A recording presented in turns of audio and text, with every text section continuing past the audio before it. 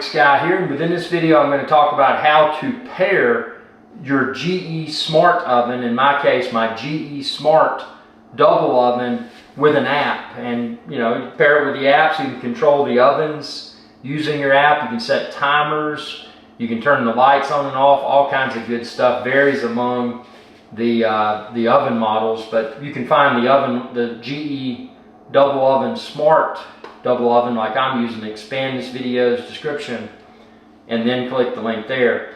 But basically what you'll want to do is download an app. So go to the App Store and download an app. The name of the app is SmartHQ, SmartHQ. So you're going to want to download that app, go through the initial setup of the app. It'll ask you to create an account, using your email address, to set a password, blah, blah, blah. Go ahead and set all that up. Then when you've got your new smart oven installed, be sure the oven's not in use, it's not baking or anything like that, but it's powered on.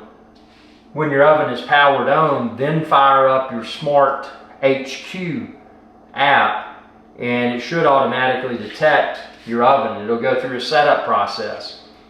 Part of that setup process will be that it'll ask for your Wi-Fi password, your SSID password. So whatever your home wireless network is, your home Wi-Fi, you'll need to know that password because you'll have to type it in, because then what it'll do, it'll pair the oven with your account for the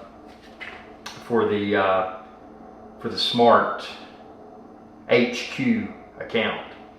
And then beyond that, you'll have control of your oven by way of the SmartHQ app, which is super convenient. And at least at the time of posting this, there isn't a subscription fee, which is great. Because if there was a subscription fee, I probably wouldn't use it, to be frank. But yeah, that's how you pair your GE Smart Oven with the SmartHQ app. But as a reminder, make sure your oven's not baking or anything. Make sure your oven's powered on, and make sure you've already set up your SmartHQ account, because when you launch SmartHQ, and you'll need to be in close proximity of the oven, because I think for the initial piece it uses Bluetooth.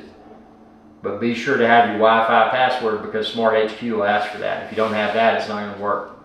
Hope this video helped. If it did, send me a super thanks. Not required, but you can find that super thanks button down below this video. Subscribe, ring that bell, and that'll notify you whenever I post another video. Y'all have a good day.